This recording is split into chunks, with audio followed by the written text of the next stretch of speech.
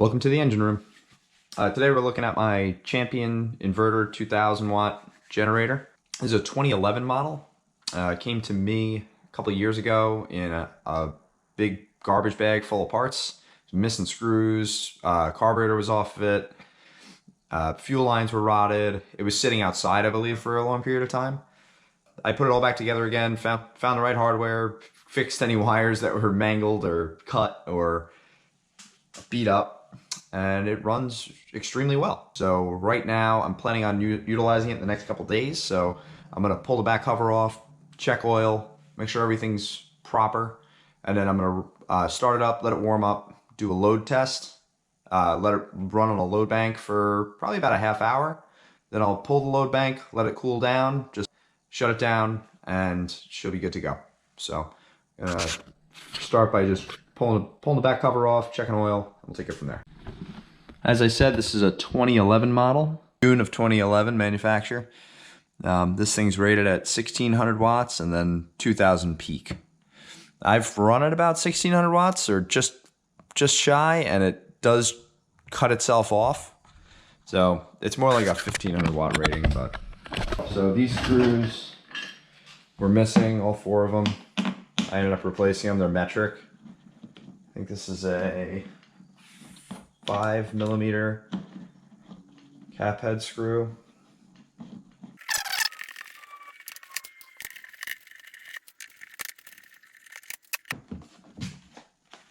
Okay, there's the cover.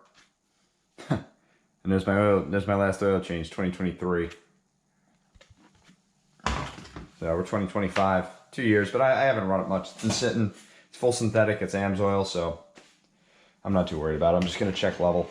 But somebody had cut this out at some point, not sure why, probably to pull the carburetor. I ended up pulling the whole top cover off, side covers, all these pedestals. These are actually designed to stack, which is kind of funny. I mean, it was a good idea at the time, but I don't know why you wouldn't just put them next to each other and parallel them, but whatever. It's a good concept, and it's kind of nice that the unit itself is square, or at least a rectangle. It's got square edges. So in terms of like putting it in the back of the truck, packing it, it actually does fit nicely, and it doesn't fall over. So it's a cool design. Yeah, not really much to it. I replaced the fuel valve a while back. That broke off in the tank, and I was actually able to get it from Champion directly. There wasn't even a Chinese knockoff on Amazon. I couldn't even find one, so I had to order it directly from Champion, and I think it was like $3.50 for the part, and it was like $5 in shipping, but it was worth it. I am missing the plastic handle. So there was originally a fuel shut-off handle on the front that had cracked, and for some reason that's not available, but the fuel valve itself is available. So this is just a socket screwdriver, and it works perfect for fuel on and off, and it just lives on here. It's kind of stupid, but it works, and it actually keeps this from getting bumped into and broken, so it's one less thing. Or even turned on when it's in like the back, getting jostled around in the back of a truck. So one extra step. Air cleaner, carburetor, and oil fill is right here. Just gonna crack it open. Just want to make sure that she's still good. It didn't leak anywhere, but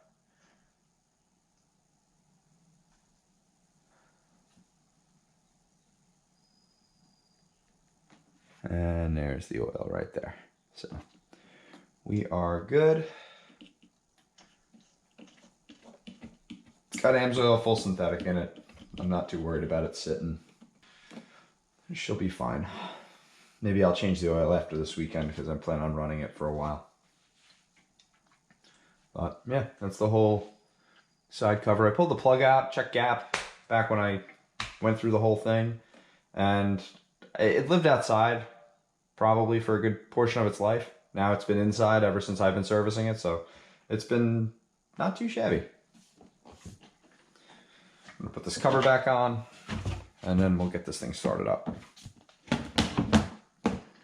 I wish it was a little bit easier to check oil. Like some of them have like a little side cover like the Hondas, but it's not that big of a deal. If there's not a puddle of oil underneath it, it's probably fine, but just it's an extra step.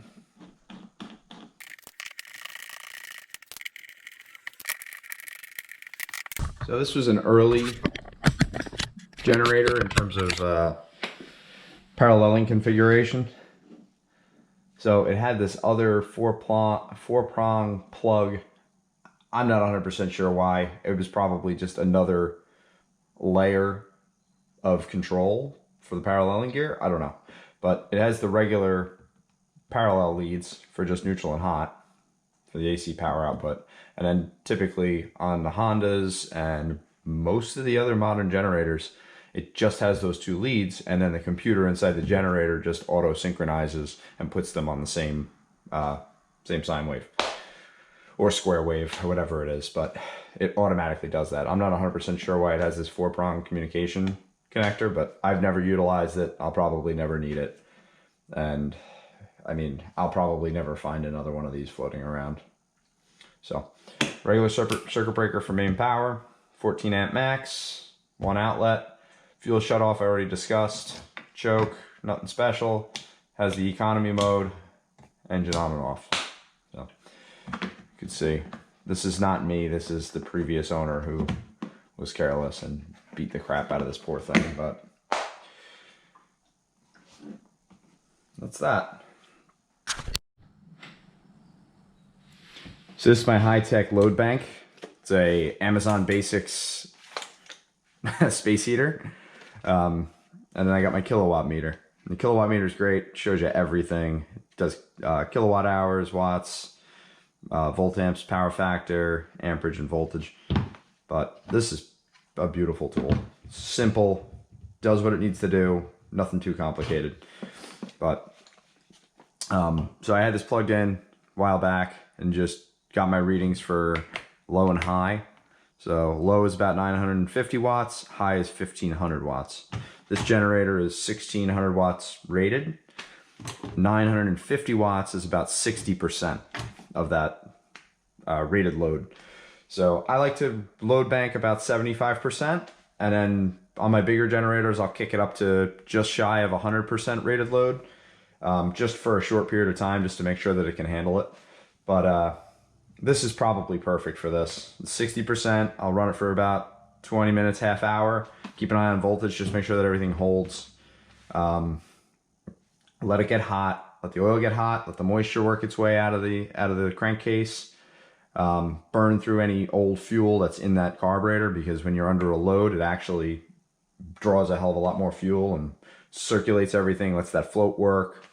And just generally runs it the way that it should be run. A lot of people start up generators every 3 or 4 months and they don't put a load on them. And it's kind of worthless, because now you're drawing this little bit of fuel just to get it up to speed. And yeah, it warms it and it tests it, but it doesn't really run it the way it should be run to be tested. So I do this with all my generators for the most part. Probably every 3 or 4 months, I'll take out this one, and then I have another 3. And I'll line them up in my backyard.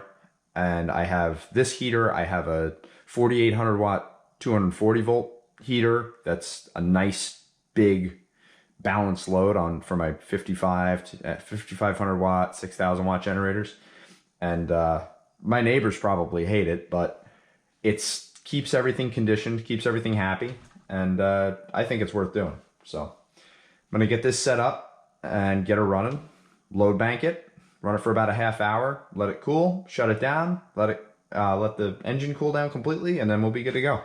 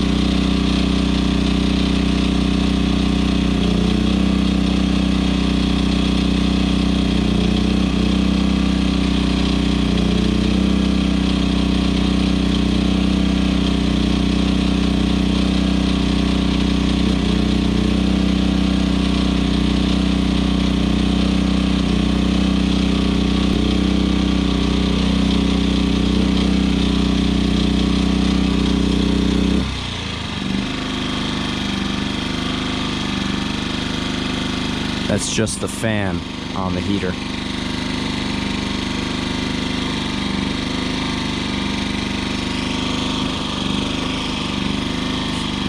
Heater off.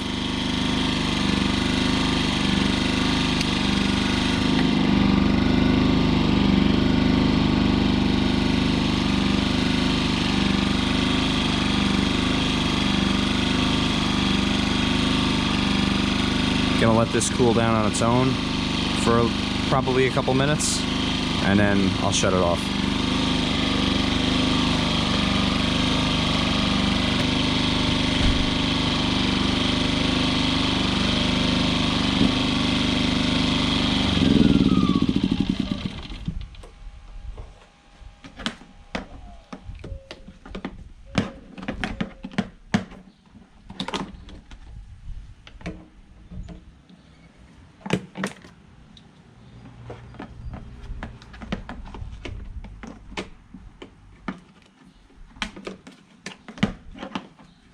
And that's it. Load bank for about a half hour. Doing what it's supposed to do, nice and warm. I'll let it cool down for a while. And that's it. All right, all finished up. Load banked. Running good, running happy. So, changed the oil in 2023. So going on just under 2 years. So gonna run it this weekend. Probably put some more hours. Probably put about, if I had to guess, probably 4 to 8 hours on it, and then I'll probably dump oil afterwards, just cause it's been a little while. But yeah, all good. So it's a quick little load bank. I do the same procedure for most of my generators, and probably have a couple videos of those up at some point. That's about it.